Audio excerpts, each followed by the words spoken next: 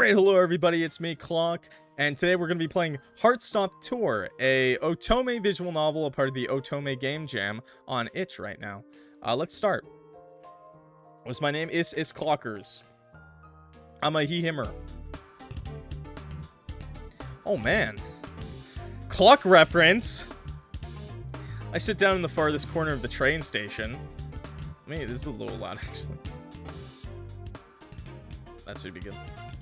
Okay, I sit down in the farthest corner of the train station where the tiled walls are a little too close and the noise of the crowd sound pleasantly distant. Still feels a little loud, isn't it?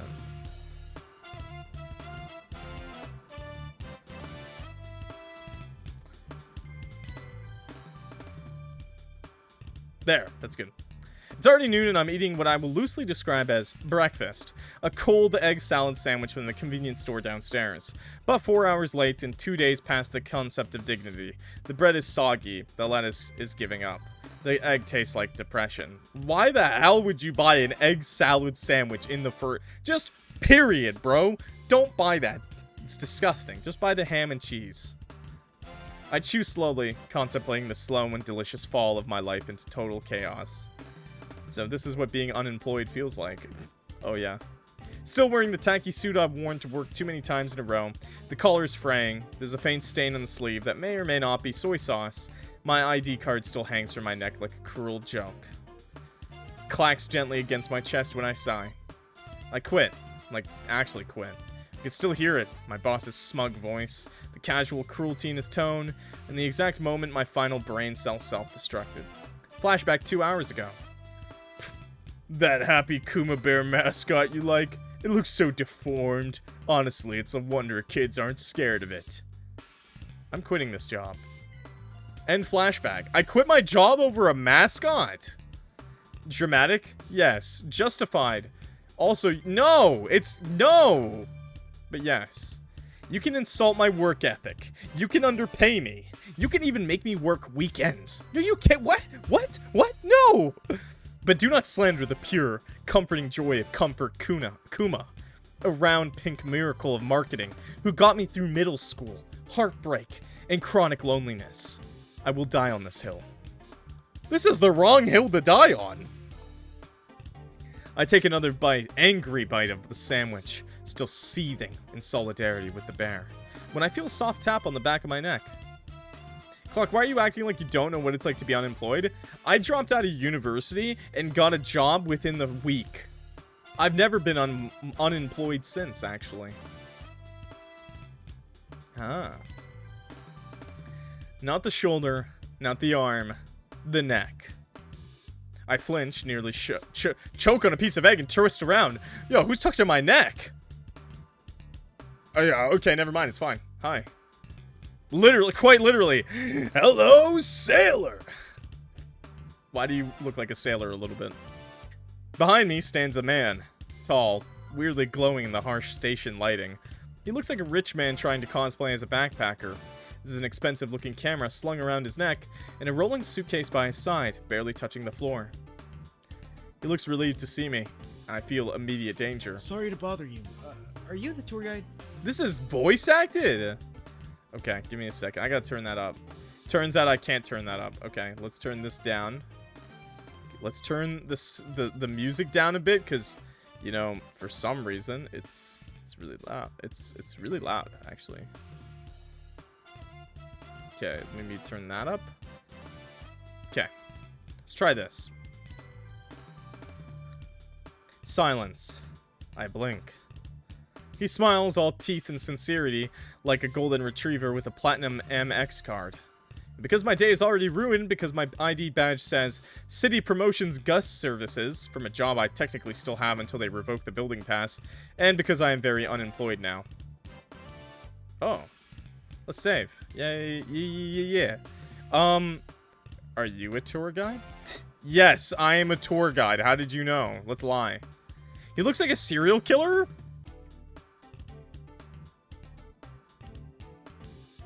Okay, are you a misandrist? I mean, serial killers are known for looking very handsome and approachable, but concerning. The word hangs in the air, soft and dangerous. Yes. This looks like Japanese Fred from fucking Scooby-Doo, okay? He's even got an ascot. Yes. Oh, I love that. Wait, I like his outfit here. It's really good. The man beams like I just handed him a winning lottery ticket. The kind of smile that could be weaponized in a romance drama. He immediately crouches beside me, setting his suitcase upright, like we're old travel buddies on break. I stare at him, already mentally rewriting my entire moral code. Oh, thank God. I thought I messed up the meeting point. I've been wandering around for like 40 minutes. I was 2 seconds away from crying into my map app. Damn. It's okay, I'm here for you, handsome. He pulls out his phone and shows me a vaguely official-looking receipt. Some freelance booking app. The listing title reads, Intimate Local Walking Tour, Hidden Gems of the City. The company's name is just Urban Vibes Experience. I don't even know what that means. It means it's a scam. You're not gonna believe how many people I asked before you. Everyone just walked away or glared. Oh, and one old man even threw a fish cake at me. No! Not the fish cake! Did you eat it? Honestly, you might have deserved that. Why? I probably did. I don't even know how to ask for directions in this language. I learned how to say toilet and help, and that's about it. Well, to be fair, he did the right thing. He does have a tourist, he does have, a tour guide that's supposed to be helping him. Useful combo. You'd be surprised how often they go together. Yeah, I'm not, actually. It's like in Spanish. Ayúdame. He laughs. It's way too charming. My conscience pokes at me, loudly. But before it can ruin my life further, he extends a hand towards me. I'm Julian, by the way, from France. First time here. Possibly about to die of excitement and or heat stroke. Okay, I'm actually gonna stop talking to this guy, chat, because French. I thought you were a Japanese citizen, not a disgusting Frenchman. France, I knew it. He was a serial killer. I knew it. I knew it all along too. ¿Dónde está el baño? Exactly. Ayúdeme. And what about French fries? Those are Belgian. And we're okay with the Belgian. We let them slide. I hesitate, then shake his hand. Clock. I love that. Sounds cool. Mysterious. Like someone who's seen things. Nice. See, I like this guy. Never mind. You know, I'm actually I like this guy. He seems pretty cool. Yeah, that makes a lot of sense. Okay, wait. The world outside is cruel. I have eyes. Traveling is fun. Traveling is fun. You're already better than any guide I could have asked for. He says it with that same blinding sincerity. Like he genuinely believes it. Like I haven't been faking this job for exactly 1 minute and 32 seconds. How many days are you staying here again? Tilts his head like he didn't know himself. He mumbles under his breath. 1 million. What? Huh? What did you say? I mean 4 days. Are you an illegal immigrant? Julian leans back, sipping from a water bottle shaped like a bear. Oh, that's so cute. So, where are we headed first? I pause. Because I don't have a plan. Because I was supposed to go home, eat expired pudding, and cry in the shower today. That sounds like a good plan, but maybe we'll hang out with him instead. But now there's a tourist with trust issues and too much money looking at me like I'm the keeper of ancient city wisdom. Oh, he's got money! New job. I hesitate, acutely aware of my wrinkled suit, and the way my old company ID still dangles from my neck like a noose. Shopping district is the obvious answer. It's close, crowded enough to blend in, and most importantly, air-conditioned. But the thought of weaving through tourists under the sweltering sun makes my already damp collar feel tighter. Oh, okay, never mind. We're gonna take him to the shopping district, I guess. Money, money. Julian perks up before I even finish speaking, his eyes lighting up like I've just suggested we raid a treasure vault. Shopping? Perfect. I need souvenirs, like a concerning amount of souvenirs. I love that snap. I love that. Perfect. He gestures to his suitcase, which now that I look closer, is suspiciously big for someone just here for a 4-day visit. How do you have how big is the suitcase? I'm gonna be honest with you. 4-day visit, you're gonna need a big suitcase. That's 4 sets of clothes, right? Unless you ain't changing, which is gross. Change. Don't make the Japanese smell your dirty ass, okay? What? You know, you think 4 sets of clothes? That's more than 4 sets of clothes, by the way. That's still like kind of cheaping out on the on the pajamas, by the way. But if you're like smart, you just like go to pajamas in your underwear or some shit, you know. But still, concerning. You packed all that. Oh, no. They're not all full. This one is just for emergency purchases. Okay, one. When I said a set of clothes, I was including underwear. Secondly, what the hell are you guys shitting yourselves for? What? No. What are you doing that you need more than 4 pairs of underwear on that trip? What are you doing? I know Japan makes you squat, but like, come on, take them off. Take them off, okay, guys? Just squat over the toilet. They got stuff in there, okay? They got a decent latrine, okay? And maybe if you're lucky, you go to a hotel and they got the water shooter in your butthole. Always poop your pants. I'm not going traveling with Sammy ever in my life. And I recommend to everybody who knows Sammy, do not travel with them. Emergency purchases? You know, like, what if I see a really cool hat or a ceramic frog, or what if there's a limited edition Comfort Kuma collab item? Oh my god, we're fans of the same Kuma. The same Kuma. My soul leaves my body. You did not just say that. I did, and I stand by it. That bear is a cultural icon. Get on the train then. Aye, sir. We're stealing you. You're now my best friend now. We're getting soft tacos later. The shopping district is a mess of neon signs, overpriced boutiques, and street vendors aggressively waving fans at passersby. Julian walks like a man who's never encountered personal space, weaving through the crowd with the grace of a golden retriever in a china shop. So, what's the strategy here? Do we go left, right, or straight into that store that smells like caramel? You're the one who wanted souvenirs. Yeah, but you're the expert. I am in fact not an expert, but Julian looks at me like I won't hold the secrets of the universe. Like I hold the secrets of the universe. So I point at the closest thing that won't immediately bankrupt him. A cramped little shop with shelves overflowing with trinkets. There. Cheap, chaotic, and they definitely sell frog ceramics. Ooh. Julian makes a noise of pure delight and beelines for it. Inside, he picks up every third item he sees, holding them up for my approval like I'm his personal shopping consultant. He holds a tiny cat statue up. Buy it! Thoughts? Buy it. It's ugly. No! The cats can't be ugly! Oh, is it sold? He adds it to his growing pile. Excuse me? I just said it was ugly. A minute later, he shoves a keychain in my face. A pink blob that might be Comfort Kuna after a tragic laundry accident. Oh my god, I have something just like that for Luffy. From One Piece. Oh my god, I have this like keychain of Luffy, but he doesn't look like Luffy at all. He just has the straw hat. It really does look like I put a normal one into the laundry machine and he melted into whatever this is now. I'll send a picture in the Discord. You guys will laugh.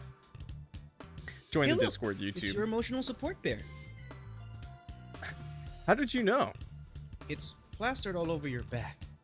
Oh yeah, I just forgot that I have like 50 Kuma stickers on my backpack. He grinned and waved the pink blob more eccentrically. That's not even the right shape. It's abstract. Art. Is this... Sometimes abstract art can is pushed a little too far, I feel. It's a crime. He buys it anyway. By the time we leave, Julian's emergency suitcase is significantly heavier, and he's wearing a new hat. A wide-brimmed straw thing that makes him look like a vacationing aristocrat. He probably adjusted his hat in front of me. How do I look? Like you're about to get scammed. Fantastic. He grins, completely unbothered, and I realize with horror that I'm getting used to him. You're gonna regret that hat when the wind picks up? You're ridiculous. Kind of suits you.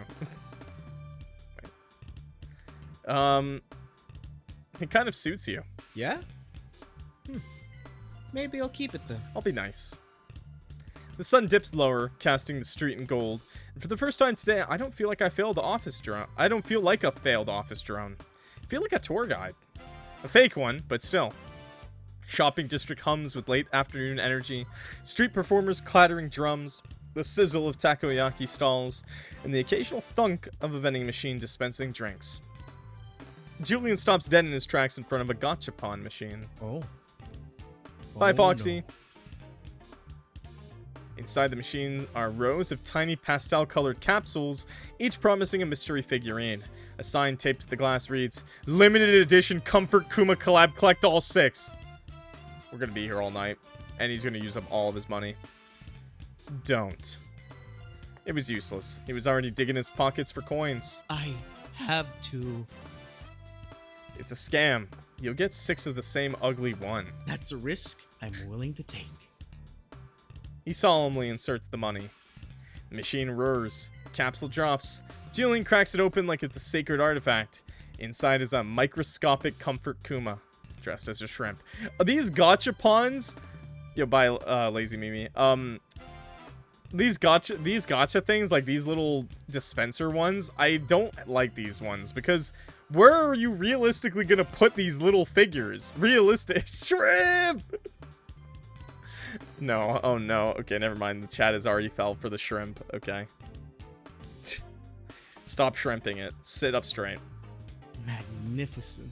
But like, I don't know. It's like, to me, I'm always just like, what are you gonna do with this? Like, I'm all for having like statues and figures, but like the tiny ones, where are you gonna put them? Yo, posture check and a hydrate, please. Hydrate now, or dihydrate instead. That's the worst one. That's why it's perfect. He immediately feeds the machine again. By the 5th attempt, Julian has acquired Shrimp Kuma? Shrimp Kuma again. Shrimp Kuma Y. A slightly different Shrimp Kuma with a hat. A normal Kuma, but missing an ear. That's not bad. He only got 3 of the same, okay? That's not... I lied. I put tiny figurines in my car all over the dash. Sometimes they melt. It's funny. Where the hell are you parking that they melt? Nah, man. Nah. You know, there's something funny. So in Canada, they have this thing with Jeeps. I don't know if anywhere else has it with Jeeps, but in Jeeps, like in this part of Canada, they all put these little rubber duckies like on the dash, and then whenever you park near another Jeep, you're supposed to go put a rubber ducky on their car, and people do it. It's really cute.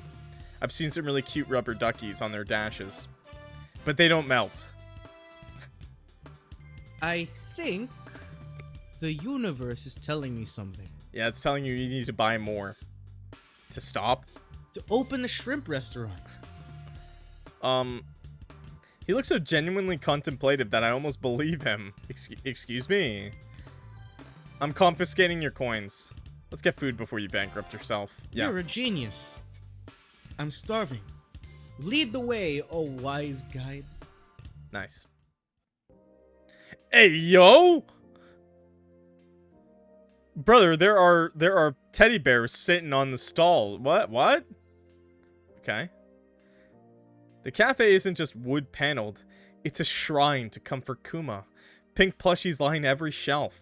Kuma-shaped mugs dangle from hooks behind the counter. Even the sugar packets have tiny bear faces printed on them, judging you with their blank, beady eyes. Okay, stop judging me. One, I'm a client. I'm a customer. Okay, I make it so you can sit there, pretty Kuma. Okay. Secondly, man, why is it only Japan that has places like this, man? That's so cool. I mean, I would love like a different theme, but you know, it's pretty cool. A life-sized Kuma statue stands guard by the door, one paw outstretched like it's about to bless your poor life choices. Oh, hi, Jun. Kuma /J. I Kuma Kuma. Behind the counter, Jun, a man in his late 20s with the energy of a deflating balloon, wipes down an espresso machine with the enthusiasm of someone contemplating arson. His apron reads, "I heart Kuma," joking, in peeling letters. Oh, it's you. No! Missed me. Like a toothache. He remembers who I am. Julian, meanwhile, looks like he's just stepped into heaven. This is the most beautiful place I've ever seen. He sits in one of the chairs in the corner, ushering me to come along. This is the life. No schedules, no meetings, just vibes.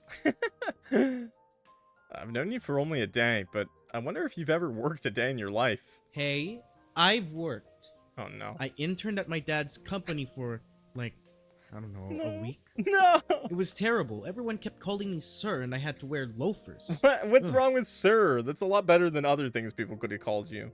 But the loafers, absolutely disgusting. He shudders. I sip my coffee. Leaning in, he looks at me curiously. What about you? How long have you been a tour guide? Today's my first day. No way. I'm your first client?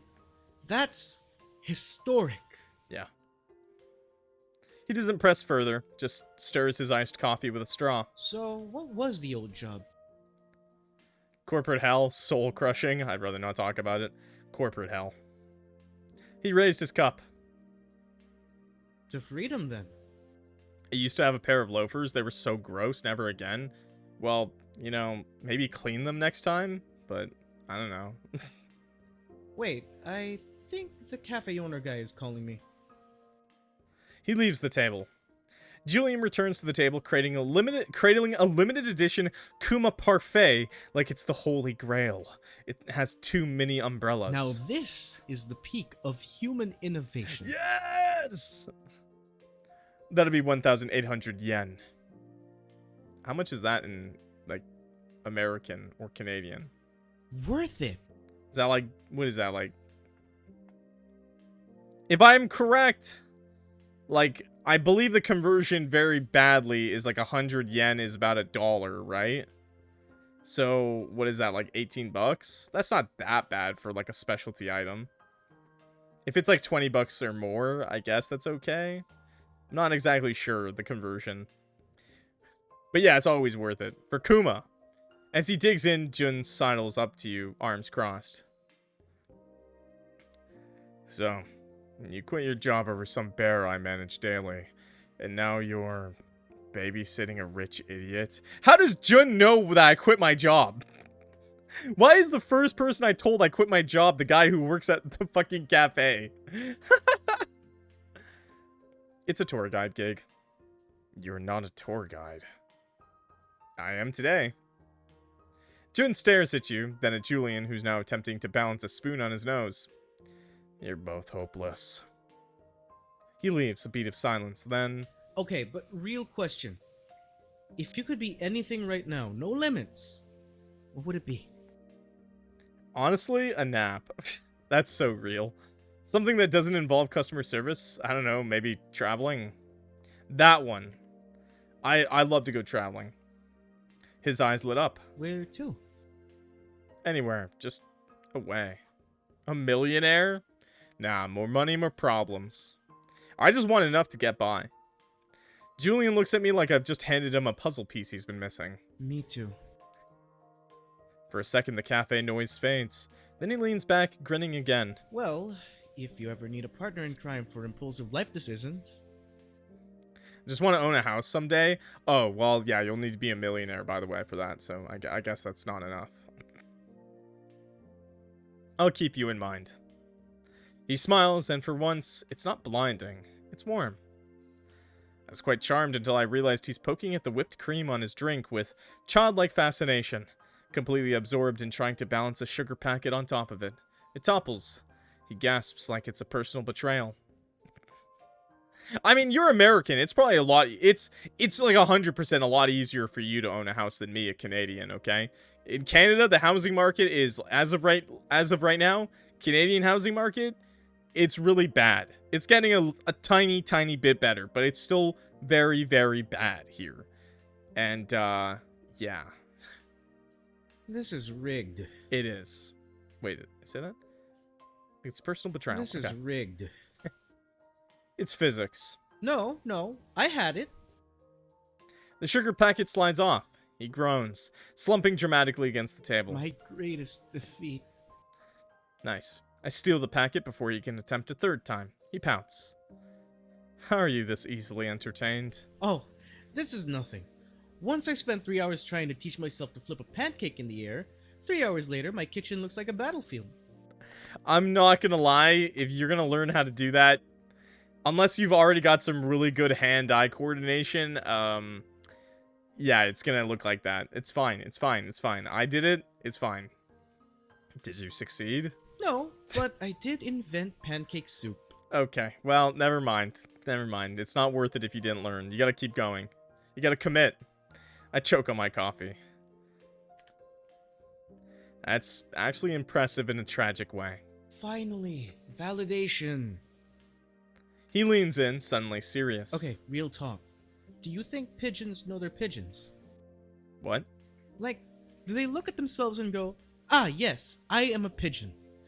Or do they just vibe and assume they're like weirdly small chickens? Okay, bro, it's a human word, so no, they don't know they're exactly a pigeon, but yes, they do know that they are different, I believe. I roll my eyes, but... Wait, where are you staying? Julian freezes mid-sip. Ah. He pulls out his phone, swipes to a booking confirmation, and slides it across the table. A squint at the screen. Luxury Skyview suite? This address is in the middle of a parking lot. Yes, I learned this after I paid. Oh my god, he got scammed hard. How much? He suddenly whispers, Do not make me say it. No, dude! Julian. He covers his face in shame. Enough that I could have bought the actual sky. No! I stare. He peeks through his fingers. So, hypothetically, if a guy, very cool, very charming guy, needed a place to crash for like one night, Yeah, just for what a very cool, charming guy, huh? No. I'll sleep on the floor, I'll cook, Yeah, give me some pancake soup, brother. You don't look like you can cook. I can attempt to cook. It's the thought that counts. Oh my, you're so right. Fine, but I get the shrimp bears as payment. Yeah. Deal. But only the duplicate shrimp bears. Nice. Oh, Sammy, I got one for you. He exhales, slumping in relief. thank you. Seriously, I owe you. You owe me silence on the walk home. Done. Jun glances up, sees us, his eye twitches. No, you're still here. Yes.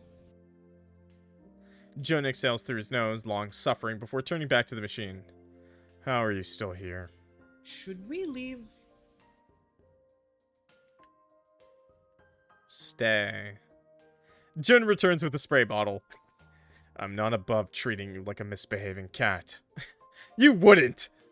Spritz. Ah! Julian gasps, betrayed. Julian, wait, there's no voice acting for this? I've been violated. I guess we should leave. I guess I just got squirted. Okay. Damn, he squirted on me. Julian lasts approximately 12 seconds before pointing at a street vendor and whispering, Is that a mochi the size of a toddler?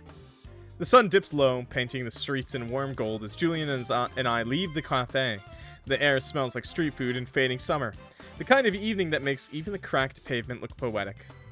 Julian walks just a little too close, his sleeve brushing mine as he points at every little thing like it's the most fascinating discovery of his life. Oh! Look at that! I follow his gaze to a tiny, wrinkly dog wearing a sweater. It's a dog. He looks delighted. It's fashionable. He pulls out his camera, when did he even have time to grab it, and crouches down, snapping a photo before the dog's owner whisks it away. Perfect. Maybe you shouldn't take pictures of other people's pets and other people. I catch a glimpse. It's not just the dog, it's the moment. The golden light, the stray leaves caught mid-fall, the blur of the city behind it. You're weirdly good at that. They have many hidden talents. His knee is now definitely covered in sidewalk dust. I don't mention it. What the hell? Name 3? I doubt that. Show me another one. Oh. I have many. Show me another one. Alright. Watch this. He steps just into my space, and plucks a leaf from my hair, what I didn't even know was there. I blink, stunned by the nearness, the ease in his voice. How long had that been there? And more importantly, how long had he noticed? My scalp tingles where his fingers brush past, and I try not to imagine what I must look like, sitting here like a fool with autumn stuck in my hair. But there's a strange kind of softness in his eyes, like he doesn't mind. Ta-da! Wow, a magician to... Is this my bedroom? Is this my bedroom? My apartment is, well, lived in. A little messy. Very me. Julian steps inside like he's entering a museum, eyes wide. Hi, Sky. Wow, it's so Hi, QPC. His eyes land on the laundry. cozy. It's a mess. A welcoming mess. That's good. He sets his suspiciously heavy suitcase down with a thunk, and immediately beelines for my bookshelf, running a finger along the spines. I toss a spare blanket and pillow to Julian, who catches them with the grace of a man who has definitely never made a bed in his life. Floor is yours. Don't complain. Luxury flooring.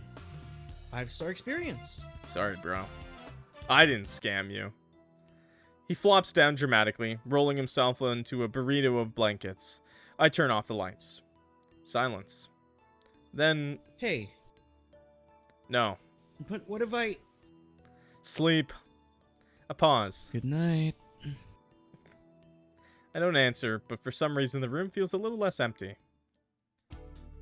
A hand shakes my shoulder. Rise and shine. Nah, I'd punch you in the face, brother. I'm sorry. I'd deck you for that. You are not waking me up in my own house. If anything, I will wake you up, okay? No. I lurch upright, disorientated, and squint at the human-shaped ray of sunshine looming over me. Julian is already dressed, hair slightly damp, smelling like my cheap citrus body wash. What? Morning walk. The city's magical at sunrise. I checked. No way, bro. It's dark. Exactly. No crowds. Just us and the pigeons. And maybe that one guy who always jogs at ungodly hours. Damn. When I was boxing, I used to jog at 5 a.m. too. I used to be that guy. I glare. He beams. I hate you. Noted.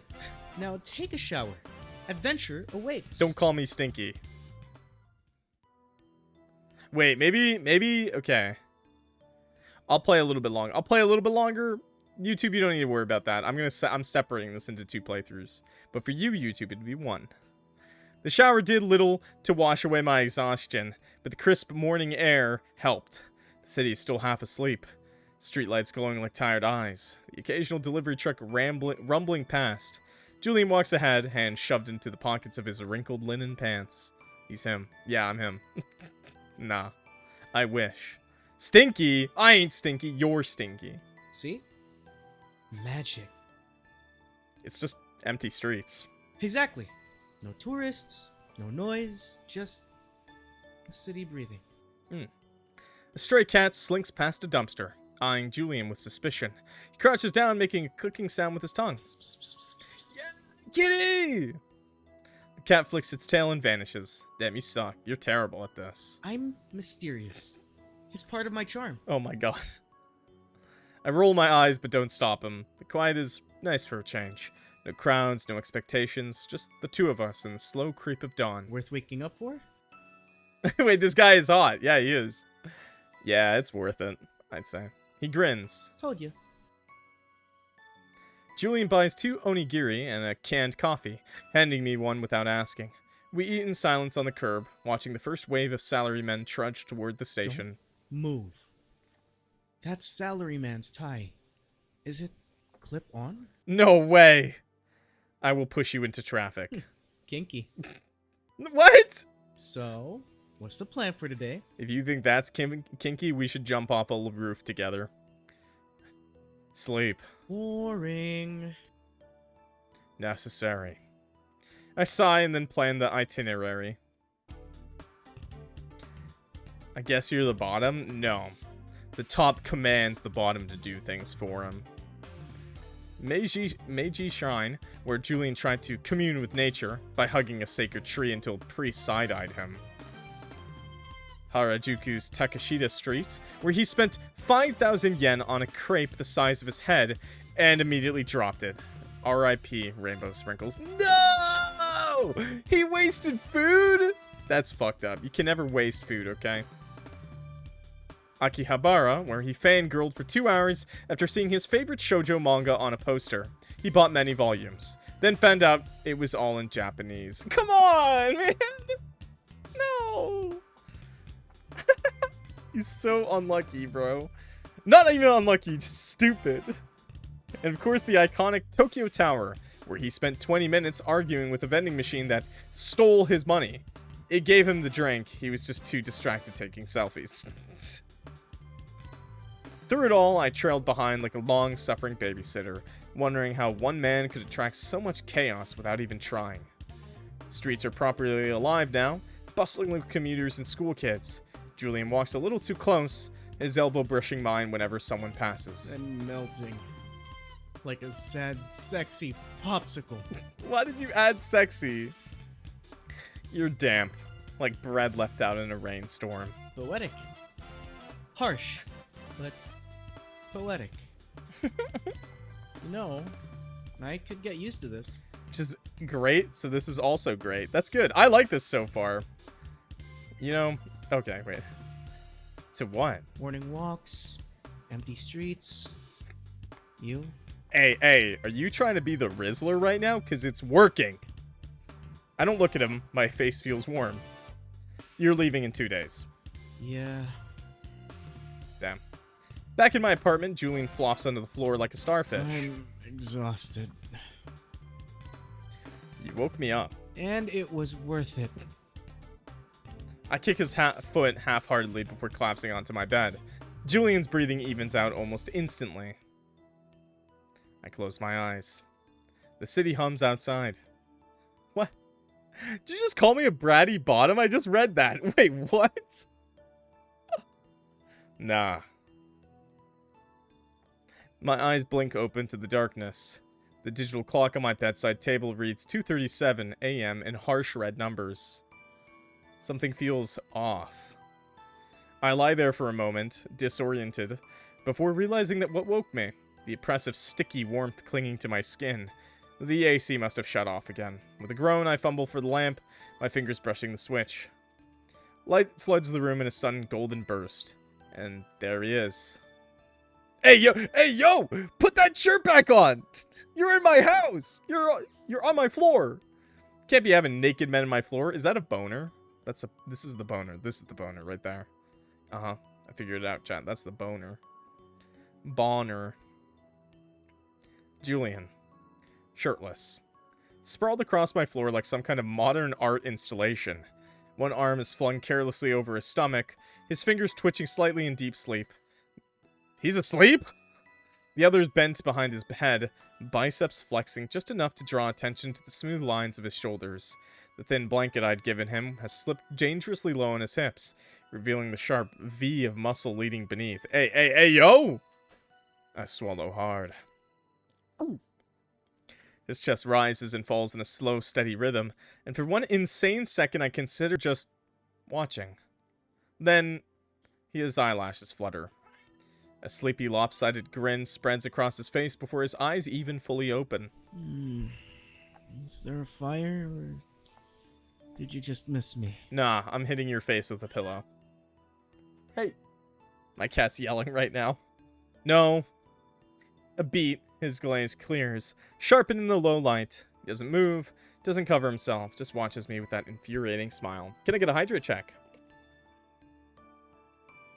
I know you fuckers be thirsty as hell watching this. Just take a sip of water. Are you sure? Because you're looking at me like I'm the last onigiri at the konbini. The movement makes the blanket slip even lower. You're impossible. And yet... Pause. I can feel his grin widening. Here you are. Staring. I'm not staring at anything. I reach for the lamp again, my fingers brushing the switch. I knew you thought I was pretty. No! No! He's getting the wrong idea! The light snaps off. Darkness swallows us whole. He's gonna be swallowing something else. Go back to sleep, Julian. Silence. Then Sweet dreams. I don't answer. But long after his breathing evens out, I lie there, staring at the ceiling. Damn. Sunlight filters weakly through the curtains, painting the room in drowsy gold. The air is still thick with sleep, the kind of quiet that only exists in the stolen hours before the city fully wakes. And then I feel it. Wait. Warm, solid, and definitely not part of my usual morning routine. I blink slowly, my brain still half drowned in sleep, and glance down. Julian's arm is slung over my waist, his fingers curled loosely into the fabric of my shirt. What? His face is buried against my shoulder, his breathing deep, and even lips slightly parted. His hair is a mess, fluffy and tangled, sunlight catching the lighter strands like a spun gold. Somehow in the night, he'd migrated from the floor to my bed. Ayo. And worse, I'd let him stay there. I should shove him off. I should. But his breathing is steady, his body relaxed in a way I've barely seen since he got here. No frantic energy, no stupid jokes, just peace. I'm not gonna lie, kinda concerning he just crawled into bed with us shirtless, hopefully wearing pants. But also, ayo. 5 more minutes won't kill me. Then we'll kick him out of bed. I close my eyes again. 5 minutes, chat! I can enjoy it at least. I can't take this anymore. Move. The second I shift, Julian tightens his grip, pulling me closer with a sleepy protesting noise. No tour today. Today's free day. No, it's not Friday yet, Julian. It's Monday. Get up. You're on me. I'm not on you, I'm with you. Big difference. Yeah, it's true. Come here. Come here. Bear hugs him. His voice is rough with sleep. His words slurred and heavy. He nuzzles into my shoulder like a cat seeking warmth, his breath tickling my collarbone. I should absolutely push him away. I don't. Get off. You're ridiculous.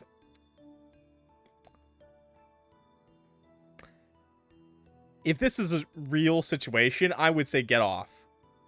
I'm gonna say nothing. Julian hums, satisfied, and drifts off again, because I like sleep. The room is quiet, and I like cuddles. The city's outside is still soft with morning haze. And for once, there's nowhere else to be. No photo of what is happening, 0 to 10? Trust me, you missed out on the photo of what was happening. We already got the CG, and he was very handsome. Would cuddle with him. Go take a shower. I need to take my golden retriever out on a walk. You have a golden retriever? I have a dog. Oh, it's him.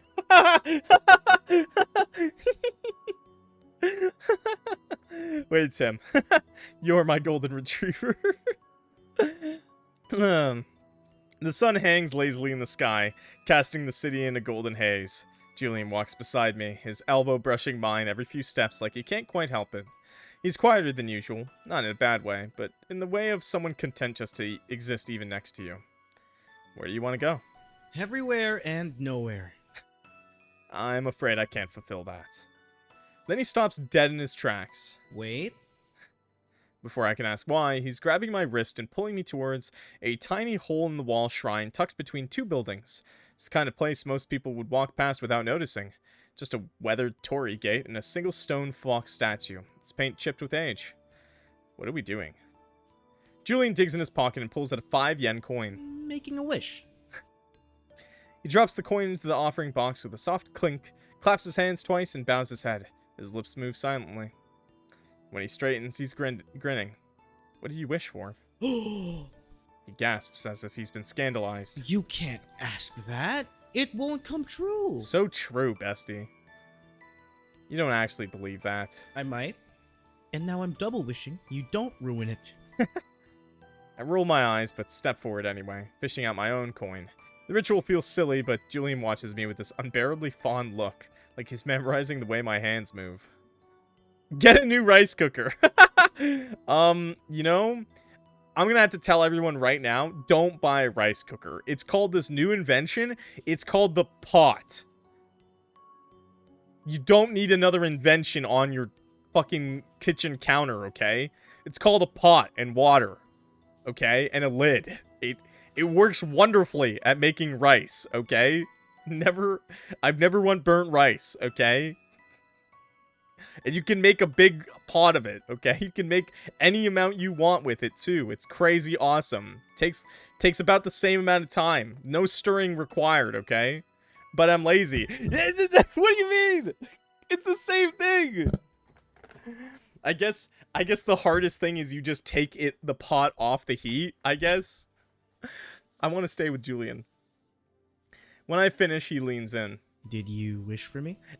You just said I wasn't allowed to tell you. I wish for you to shut up. Damn. We are hard to get. Oh, wait. He laughs, bright and unguarded, and the sound lingers in the air between us like sunlight.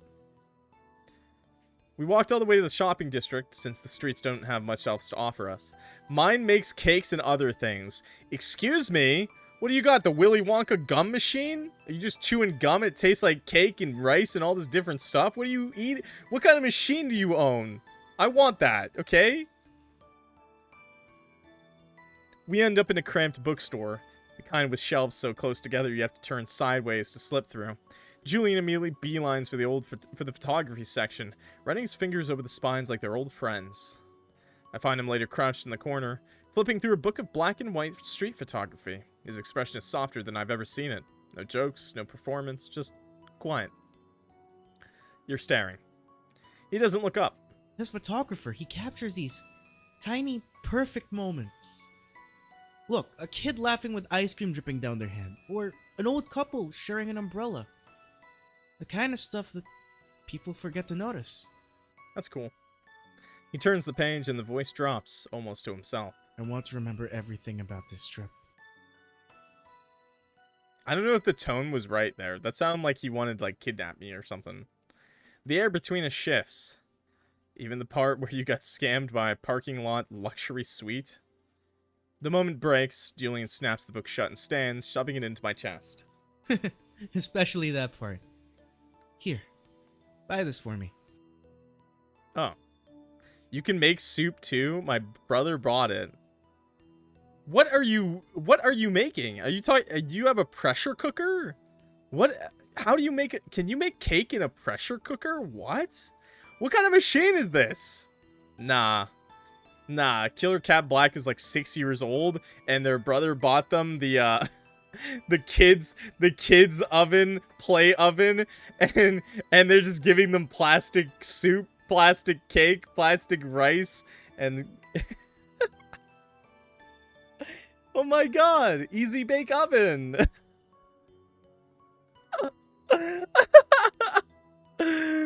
So, why do I have to buy this for you, man? What happened to your emergency suitcase full of money? He grins. Emergency. It's not an emergency if an amazing person is treating me. Damn. I reluctantly pay and watch as the cashier wraps up his book. I'm unemployed, you know. I'm jobless, you know, but I'm lying. Wait, I'm lying. But I've been lying to him about having this job. Never again. I'm unemployed, you know. When are you planning to pay me to be your tour guide again? I'll pay you with a hug. No, he's broke. He grabs his book and runs towards me. I run away. Stop! Stop! I give up. You're too fast. Truce. Please. No hug. He falls onto the train station's chair and wipes his sweat dramatically, gasping for air like a fish out of the sea. What if I want a hug? He glares at me. What sane person runs all the way to the train station? Me. Julian, it's barely 50 steps. I am a malnourished young master. Young master. Platform is nearly empty, just the distant echo of an announcement and the hum of tracks. We call for a truce and end up sitting on a bench, sharing a bag of melon bread that's slightly too stale. Julian leans back, stretching his arms along the bench behind me. Not quite touching, but close enough that I can feel the warmth of him. You never told me your wish. Why? You said it wouldn't come true. I lied. I'm a terrible person. No way. The overhead lights flicker, casting his face in gold and shadow. He's looking at me like I'm the only thing worth seeing in this whole damn city. I wished... Julian waits, patient, his knee pressing against mine. For better melon bread next time. He laughs, but it's softer now, tinged with something like understanding. The train rushes past, a blur of light and noise, and for a second I think he might kiss me. He doesn't. But his pinky brushes mine, just once, and it feels like a promise. Okay, new game. That Gonbini. What's the most chaotic combo of items I can buy for under 1,000 yen? You're changing the subject. You're avoiding the game. I roll my eyes, but play along. Fine, a single banana, a pack of glow sticks, and a fishing magazine. Julian gasps, clutching his chest. Be right back. No way! He comes back with a single banana, a pack of glow sticks, and a fishing magazine. We go back home. Why did he buy it? Julian's back on the floor tonight, but he's pushed his makeshift bed so close to mine that our hands could touch if either of us reached out. Today was my favorite day. We didn't even do anything. Exactly. Silence, then... Suddenly, every single day with you has been in my favorite days on Earth list. I'm 25. Oh, I guess I'm the older of the two of us. He pulls out his phone. 25 times 365 is 9,125. You should be honored. I'm just Brad. Wow, could you give me a specific ranking? Clap your hands for Julian's favorite days in the world. My favorite would be the day you and I met. My second would be today, and my third would be yesterday. Wow. He pauses. My fourth favorite is the day my dad allowed me to play with the other kids. Oh, that's a little sad. I want to hear all about that. Oh, it took a lot of convincing. And tears. It was for only one day, but I was so happy playing football with them. Damn. He trails off. Julian, when are you leaving? His voice is soft, raw, nothing like the boy who complained every stop on the trip or argued with vending machines. Do you want me to leave that bad? It was a hearty attempt at a joke. Julian exhales through his nose, a half laugh. Train's at 7:30. Tomorrow. The numbers hang between us. 7:30. A countdown in cold, digital precision. I never mentioned it because I didn't know how to bring it up. Damn. If I said it out loud, it'd be real. Oh, I don't know what to pick. I'll pick I'll miss you. Still have lots left to photograph. Oh, I don't know what's the better thing to say. You still have lots left to photograph. No. I'll miss you. I'll miss you. Shit. He moves closer, suddenly, and pulls me into a hug. His arms are tight around me, his face buried in my shoulder. He smells like a cheap shampoo and the cinnamon gum he's always chewing. I'm coming back. Liar. Next time, I'm taking you to France. We'll eat so many croissants, you'll hate me. Croissant. I already do hate you. Yeah, I already hate you. Liar. I look to the side and Julian is already asleep. I close my eyes. Bang, bang, bang! My door rattles. Light spills through the curtains, slicing the shadows across my wall into golden tinted lines. My blankets twisted around me like a python clinging to the last fragments of sleep. Arise, my tragically under-caffeinated roommate. I come bearing edible bears. Oh, nice. I groan and drag myself out of bed. When I open the door, there he is, beaming like a sunrise in sneakers and offering up a ridiculous bento box. It's shaped like a bear's face. I fought a 7-year-old for this. She was fierce, but I prevailed. I would have just kicked that little 7-year-old across the fence. Did you really fight a child? She had one in each hand. It was hoarding. That does sound pretty bad. That's wrong. I take the box. It's warm. It smells like pastry. He smells like pastry and early morning wind. And thankfully, he's wearing a shirt. You're dangerously chipper for someone who was dying 12 hours ago. I slept on luxury flooring. I am reborn. No bid on it. You're back. Together. How cute. We're just here for breakfast. And spiritual healing. That'll cost extra. Jun glances between us like he's trying to solve a puzzle with pieces that absolutely don't belong together. You know, I thought you'd leave by now. And miss the bear-themed culinary experience? Perish the thought. Exactly. No blood on it. Oh, blood? Hell yeah.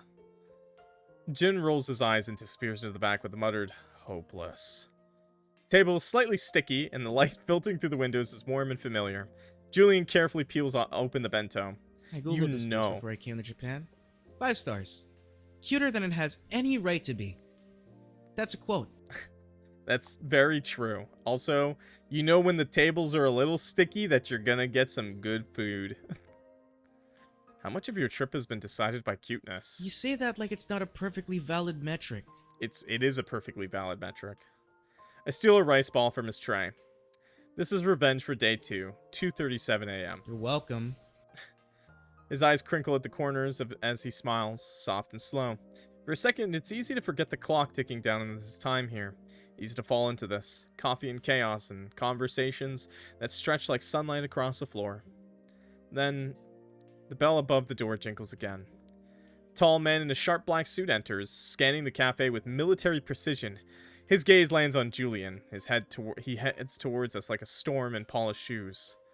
Julian freezes, smile gone. Oh no, is this his dad? Gone. Oh, his bodyguard.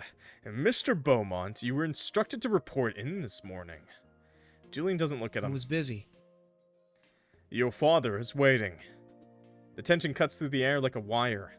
Julian's jaw tightens, his fingers curl around his chopsticks with too much pressure. I'll come when I'm ready. Yo? Now, sir. For the first time, Julian looks small, like the version of him that jokes and plays and flirts is something paper thin, carefully folded and now unraveling. He glances at me. Just a flicker. Then he stands. Guess breakfast is over. Damn. We'll be in the car. He leaves without another word. The bell jingles again, final, distant. Julian doesn't move for a moment. Then he sighs. Sorry, that was dramatic. Damn. Are you okay? He looks at me. Really looks. Depends. Do I look like someone who's about to be emotionally throttled by capitalism and family expectations? No, not capitalism and family expectations. No! A little. He smiles again, but it's cracked porcelain. Then yeah. I'm great. Let's run away. Let's run away. I mean, like, you're still not at the end of our tour. According to a legal procedure I made up just right now, clients are required to stay till the end of the 4 days, they told me. So basically, stay. Are we running away from my problems? Yes. That's what we're doing. He glows. I blink, blinded by the lights. Julian grabs my hand. Come on. You're my alibi now. For what? Evading intergenerational capitalism. Keep up. So, you're gonna leave now that you had that you thought had a great romantic moment and disrupted all my customers. Jun exhales through his nose, long suffering. Should we leave? Stay. Jun returns with a spray bottle. Jun, no! I'm not above treating you like a misbehaving cat. You wouldn't. Ah! Julian gasps, betrayed. I've been violated. Yeah, let's stay. Let's stay longer. Jun slams a 30-minute limit sign on the table. Is that a challenge? Stay. Jun brings out a no loitering, especially you sign, handwritten in angry marker. I feel personally welcomed. I'm staying. Jun stands before us, gripping the edge of the table. His voice is eerily calm. Get out. Make us. Make us. Then, Jun snaps. Me and Julian grew terrified and decided to go home. Okay. No bears, no joy, coffee only. No! Little bear, the little skull bear. I love it. It's so cute. Jun, best character. I'm sorry. The next day, the cafe is different. The pink comfort Kuma cushion plushies, gone. The bear-shaped mugs, replaced with minimalist espresso cups. The giant statue by the door, decapitated. No! A new sign hangs over the counter. No bears, no joy, coffee only. Jun stands behind the register, sipping black coffee with the aura of a man who has won. What have we done? We broke him. Jun smiles, a rare chilling sight. Welcome to Cafe No Vibes. Would you like to order? Julian whimpers. The end! Kuma's soul has left this establishment. No!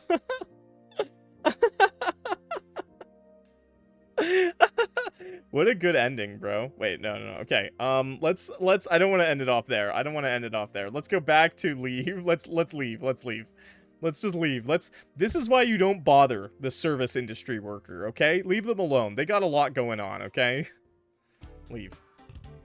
We sprint past startled pigeons, past a confused grandmother selling mochi, past a man in a bear costume who salutes at us solemnly. Julian doesn't let go. We slow to a walk. Julian ducks behind a display of baby's breath and hydrangeas. He peers out like we're in a spy movie, and he's the main character with very questionable stealth skills. Do you think they're actually following you? Oh, almost definitely. But look at this peony. Isn't it gorgeous? Peony. I'll look at your peony. Focus. Right, escaping. Sorry, the peony distracted me. Stop looking at the peony.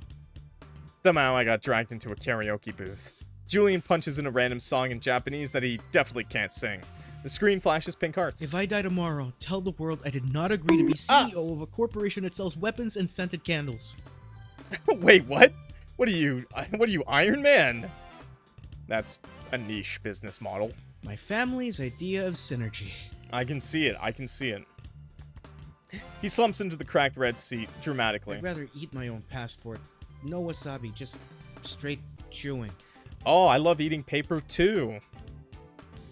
We double back like idiots. Like two idiots whose only good hiding place is where we were caught last time. Jun isn't at the counter. The lights are dim. The air smells like cinnamon and existential dread. Quick! Before someone rational sees us! He grabs my hand again and pulls me into the storage room. The door clicks shut behind us. Dim light filters through a dusty ceiling vent, painting pale lines across Julian's face. The room smells like cinnamon, cardboard, and something sweet. Probably the bear cookies Jun keeps hoarding for secret emergencies. We're surrounded by shelves stacked with syrup bottles, flour bags, crates of matcha mix, and one mysterious box labeled Emotional Damage. Fragile. I don't ask why there is a PS5 and a bed filled with Kuma merch. I'll find out the reason when I get to Riku's route. Did you just break? They just broke the fourth wall? So I just want to say this. You might have noticed there's another male lead on another male love interest in this game on the title screen. He's not actually in the game yet. The developer only managed to get this one male love interest for this demo. But it's like half the game, so I decided to give it a shot anyways. I think it's really great. Outside, the cafe bell jingles. Sharp footsteps. 2 sets, then Julian presses a finger to my lips. His other hand finds my wrist steady and warm. His breath fans against my cheek. I can feel the tension buzzing off him, as taut as a violin string about to snap. I don't move. I don't speak. I'm not even sure I'm breathing right. Footsteps pause just outside, muffled voices. Someone clears their throat.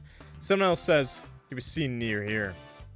Julian shuts his eyes just for a second, his lashes twitch. The footsteps continue, then fade. The front doorbell jingles again, distant now, fading. Silence. Doesn't let go. That was unnecessarily cinematic. You literally shushed me like we were in a spy movie. If this were a drama, I'd kiss you to keep you quiet. But I'm trying very hard not to ruin the one good thing I've got going this week. Damn. Silence returns, heavier this time. That bad, huh? Julian laughs under his breath. It's not the usual bright sound, it's hollowed out, quieter. My father booked a trip to Japan for me. He said I needed to see the world before inheriting it. Like, wow. It's some family heirloom, or A throne made of golden spreadsheets. Ugh. He pulls away finally and leans back against a shelf. A packet of tapioca pearls shifts behind him, but doesn't fall. I thought I'd come here and figure things out. Instead, I got lost. I fought a 7-year-old for a bento. I met you, and now I'm hiding in a closet like a guilty teenager who missed curfew. Damn, and you're 25. Or 25 or 26? 25. Technically, it's a storage room. Great. That makes it dignified. He runs a hand through his hair and lets out a long sigh. I don't want that life. I don't want board meetings and mergers and being told who to be. Too real. What do you want? He looks at me. Really looks. I want mornings like today. I want to chase sunlight through alleyways and sing badly in karaoke bars and eat illegal amounts of mochi. I want to feel like I exist for me and not just for the family name stamped across the building. Damn. That was kind of poetic. Sorry. It happens when I'm emotionally cornered next to a 50-pound bag of rice. Let's disappear together. Yeah, let's disappear together. The silence stretches, the kind that presses in around the edges, waiting for someone to break it. I shift, brushing against a crate labeled, "Emergency pancake mix, do not touch. Jun will know." My voice is quiet when I speak. What if we just didn't go back? Julian blinks, slowly, like I've just handed him a glitch in the universe. Didn't go back? I mean, hypothetically, if we vanished, ran away, changed names, grew beards, opened a smoothie stand in the middle of nowhere. He stares at me, mouth slightly open, and then... That's insane. I know. I pause. I want it. I blink. No, seriously, let's open a hostel in Bali, or maybe a cat cafe in Portugal. Cat We'll rent out cafe! surfboards to people and live off street food and questionable income streams. Okay, maybe not that last bit. That escalated quickly. I've thought about it before. Kind of. Not with someone, but now? He grips my shoulders. You, me, the ocean, bad financial decisions. A lifetime of it. Hell yeah. You need to calm down. I can't. You offered me freedom with a side of emotional support and maybe illegal identity fraud. Do you realize what a dangerous combination that is? I didn't realize what I was offering, but now that you mention it, I did do that. There's something I should say. If it's that you're secretly Comfort Kuma in a trench coat, I'll be thrilled. No. I'm not... I pause. I'm not actually a real tour guide. I never was. Not licensed, not official. I just sort of made it all up as I went. A beat. I look down, maybe ashamed. Julian blinks, then smiles like it's the most obvious thing in the world. I know. You do? You think I didn't notice you didn't know the difference between a shrine and a temple? Or that you gave me directions to the zoo when I asked for a museum? Oh, my bad. You never said anything. Of course not. It was the most fun I've ever had with anyone. I blink, and Julian leans in, forehead to mine. You could have been a barista, or a dentist, or a disaster. I'd still follow you to Bali. Yeah, I am a disaster. He's practically vibrating. I'm not sure if it's adrenaline or caffeine or sheer desperation, but I feel it too. Something shifting and unspooling. We need to die. What? Excuse me. Fake die. For the record. Obviously. Ah. After having some rest back at my place, Julian and I set out on our 4th day together. It's been hectic. The air is pink and gold, the sky melting into its softest shades. Just outside Cafe Kuma, a row of old Puricura booths glow like pastel coffins, each one's promising ultimate kawaii transformation! Jun leans against the cafe doorway, sipping something from a bear-shaped thermos. He looks like someone who regrets every life decision that led to this moment. You're telling me you want to fake your death with a sticker photo booth. I need a believable exit. Dramatic, symbolic, preferably with sparkles. It's what he deserves. You're all unwell. Julian and I sit on a cracked bench outside the shuttered back door of the cafe, the evening neon buzz from the paprika photo booth faintly glowing nearby. Jun is pacing a few steps away, trying not to care. So, we're really doing this. We're faking our deaths in a 600 yen photo booth, Monkea. It would be kind of rude to back out now. Moncure. Ew, French. What does Moncure mean? Fuck, I actually know this one. It's like my It's not my love, right? My cat? I don't know. Something romantic. We are faking our deaths in a... Why am I doing this again? I didn't pack socks. How am I gonna pay? What does Monsieur mean? It just ends up meaning you. Because that's all there is to it. Wow, that's nice. Ma chérie, ma belle. That is not what you said. But okay, ma belle. Also means you. But only for me. Jun's just like, it doesn't. I try opening up Google Translate. Okay, I didn't pack. How am I gonna pay? Costs? How do I pay for the flight tickets and everything? Man, I knew this would happen. So I booked everything just in case. See? You have a flight ticket ready for 9:38 p.m. tonight. What? Wouldn't your dad know about this? I stay, my mouth slightly open. I didn't pack socks. You have a drawer labeled just in case for international romantic implosion. I've seen it. Okay, but like... Okay, maybe I did plan a little. This is fate. You didn't have a job. I didn't have a future. We both needed a beautiful tropical escape. I don't know about tropical, but okay. My cousin's going to think I got kidnapped again. She's not wrong. Why am I doing this again? Right, but like, I had a perfectly fine apartment, a rice cooker, rent paid, my favorite pillow, and now I'm running off to Bali because I, didn't feel like clocking into a job I already quit? Isn't that the spirit of travel? True. Julian interrupts the conversation. We're just rewriting the script. Besides, I heard hostel ownership is basically like having a permanent sleepover. Jun's eye starts twitching in the back. I know this is a romantic moment, but that's not how businesses work. Do you have any idea how zoning permits? So this is insane, right? Totally. But I'd rather be insane with you in Bali than sensible in a golden cage. At least take the travel toothbrush I keep behind the counter. You're both going to crash and burn. That's the dream. Julian's already dragging me into the booth. The inside is cramped and neon lit, plastered with instructions in aggressive fonts and cuter-than-thou mascots. Julian selects the Escape Your Tragic Past theme with concerning speed. What? Flash. A picture of me choking on laughter while Julian dramatically clutches a fake rose. Flash. Us mid-scream as Julian tries to climb into my lap because the booth voice glitched and said, "Goodbye forever," in a demonic tone. Flash. Julian fake collapsing in my arms like a telenovela protagonist. I don't even bother trying to look serious anymore. Burst out of the booth breathless. Julian peels off the sticker sheet admiring the horror he created. Jun, you're our witness. What? Tell my father I died doing what I loved. Which was... abandoning capitalism. Jun sighs and takes the sticker sheet like it's an ancient curse. He pockets it with a muttered, "Godspeed, idiots." Julian bows low, grabs my hand, and we bolt. The lights are harsher, brighter, more real. The announcement board flickers with departures, each one a possible future. Julian clutches our train tickets, still slightly out of breath. His other hand doesn't let go of mine. You know, I always imagined running away would involve more fake mustaches. Maybe a Vespa. Okay, we're not in Europe. You got sparkly stickers and a near-death heart attack in a photo booth. Honestly, way better. The train hums on the tracks nearby, sleek and waiting. Its doors are just starting to slide open. We glance at each other. Step forward. Sit down in the nearest seats we found. Nice. We made the right choice. Look, little bear, Kuma. The train jerks into motion, a soft mechanical groan underneath us. Julian flops into the window seat, pressing his forehead to the glass like a golden retriever in an existential crisis.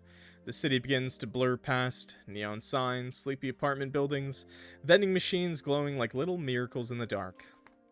I drop into the seat beside him. For a moment, we just breathe. Okay, first things first. If we're going to start a new life, you need to learn how to curse in French. Wait, do they speak French in Bali? That's a priority. Survival skills. Il est mon terre, mon pauvre imbécile. What does that mean? I'll tell you when we land. Or maybe when you're angry enough to use it on me. Nice. I want to know completely everything about you. What kind of music would you listen to? How would you react to what I do? For the first time, I'm receiving an easy request from you. Rock. He grins, turning towards me, all teeth and crooked joy. His knee bumps mine and doesn't move. You know what's wild? Everything that just happened. Besides that, it's been what, a few days, and I think... No, I know I'm completely, recklessly, possibly dangerously into you. My heart does something deeply irresponsible. Like, yeah, maybe I'm running from a life of generational trauma and emotionally constipated bodyguards, but also, maybe you're the best part of the getaway. Nice. You really are broken, huh? Irreparably. He leans his head against my shoulder. His hair smells like stolen shampoo samples from hotel lobbies. I don't care how fast it is, or that everything's changing. I'm not letting that change how I feel about you. Even if we crash and burn and the hostel gets terrible reviews. I'm already picturing the 2-star Yelp posts. Too many cats, too many pretty pink bears. One of the owners keeps teaching people to swear in French. 5 stars. 5 stars! That's me. We talk about nothing and everything. What the hostel will look like, what we'll name it. Comfort Kuma, Southeast Asian expansion, is quickly vetoed. Whether the moon looks different over Bali, if you can really build a new life when someone you just only met. Especially if one wakes up too early and the other wakes up too late. Train pulls into the airport terminal. Our escape awaits. Somewhere in Bali, sometime later. Cracked wooden sign swings in the breeze. Comfort Kuma Hostel. No shoes, no problems. It's warm here. The kind of heat that clings to your bones and makes you forget you ever wore jackets. Inside, someone is attempting to make pancakes using a broken rice cooker. Julian is in the middle of arguing with a guest about the ethics of charging extra for emotional support cat cuddles. He sees me. Smiles like the sun. Past feels distant, like something we watched once on a train going somewhere else. All that matters now is the now. This little impossible dream, ours. The end. Thanks for playing! Yo! We got there. We got there at the end. I kind of want to see what happens if we say no to him now. If we just say no. Chat, can I say no to him? Can I say no to him? Can I say no? Can I say no?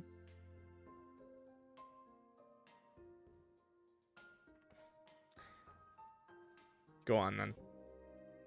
Cafe is closed, lights dim, chairs upturned, the air smells like cinnamon and dish soap. Sit in my usual spot, alone. Well, not completely alone. Across from me sits Comfort Kuma. The mascot's suit upright, empty, smiling. Set down a little tray, tea and a cupcake. Here you go.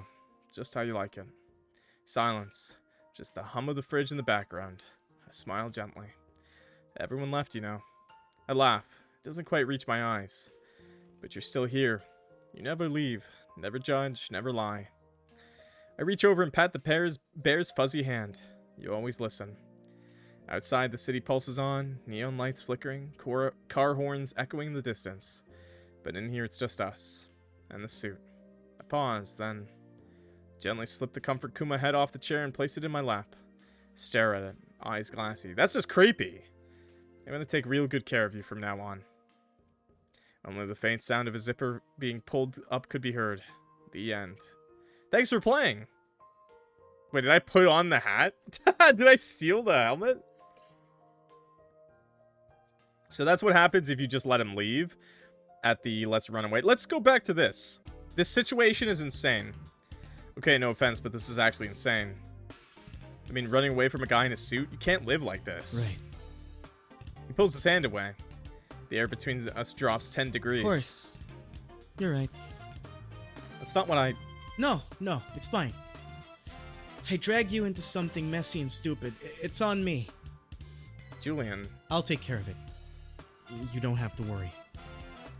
He straightens, puts on that Beaumont smile, the public one, the one with no edges, no softness. Thanks for the adventure. Door creaks open, and he steps out. Bell above the cafe door jingles, and just like that, he's gone. No banging on the door, no blindingly cheerful greetings or bear-shaped breakfast deliveries. The silence hums like a leftover song. I sit up slowly, the blanket is tangled around my legs like seaweed, and the light leaking through the curtains feels grayer than yesterday. For a moment, I pretend I dreamed the whole bizarre situation. That Julian Beaumont wasn't real. That there wasn't a rich, reckless tourist who dragged me through bookshops and shrines and the edges of something that felt like freedom. Then I see it. A small object sitting on the windowsill, gleaming. A bento box. Diamond-studded, bare-faced, ridiculous. Taped to the bottom is a crumpled piece of hotel stationery. Handwriting's awful. Tall, looping cursive that barely holds itself together. I figured if I said goodbye in person, I'd never leave. So here's the coward's route. A note and a bribe disguised as lunch.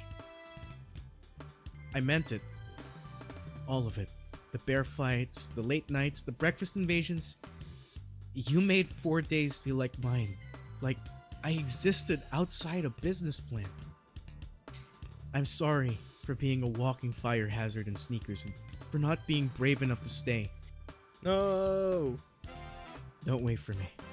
No. But maybe think of me when you see a stupid bear. Just give me your number, man. No. The postcard arrives on a random Tuesday. It's shaped like a bear. I should throw it out. I don't.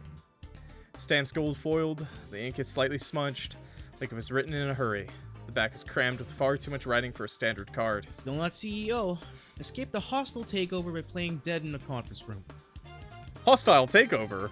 Currently being What? held hostage What? in a 13-room villa with no good bento options. Tragic. What? I miss real coffee, and chaos, and you.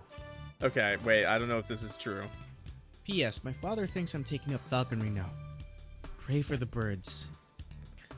Julian, legally a flight risk Beaumont. I go back. I don't even know why. Jonah's behind the counter rearranging mugs like he's threatening them. He sees me and raises an eyebrow. No tourist boy today. I shake my head. Figures. Doesn't say more. Doesn't need to. Sit by the window, same sticky table, same view. Only this time there's no laughter beside me. No crinkling eyes, no soft threats about illegal mochi consumption. Take a sip of my coffee and glance at the latest postcard. It's got glitter, a doodle of Julian in a jail cell made of spreadsheets, and a handwritten note that just says, I tried to name the company Bearsoft. They said no. Cowards! I snort laugh, loud enough that Jun glares over from the counter. Oh, that's so sad! No! Across the table, the plush bear slumps dramatically against the sugar jar, like he too is emotionally burdened by corporate expectations. I raise my cup to him. To the tragically rich and their designers' prison cells. The bear does not respond. But I swear he looks smug. Guess Julian will just have to bear with it. Get it? The end. Thanks for playing! Hey, there we go! Okay, actually, that is all the endings. That is all endings, 4 endings. I figured they were really short after, because I was like, at first I was going to get just the love ending, but then I realized, oh, all the other endings are just like along the way to the true love ending. I'm glad we got the love ending first, because all those other endings are so sad, man. What the hell? Why couldn't we just move there? I mean, I understand that he's trapped in corporate capitalism job, but I feel like they'd still let him have a partner, you know? I could marry him. We could live rich together. I still feel like that'd be better than him being alone in capitalism. But the runaway to Bali is pretty funny too, so that's fine with me. I really liked it. This is not the end for Heartstop Tour, by the way. Obviously, like I said earlier in the playthrough, this game is going to get updated, and that other character right there, which was fourth wall broken referenced, is gonna be put in the game.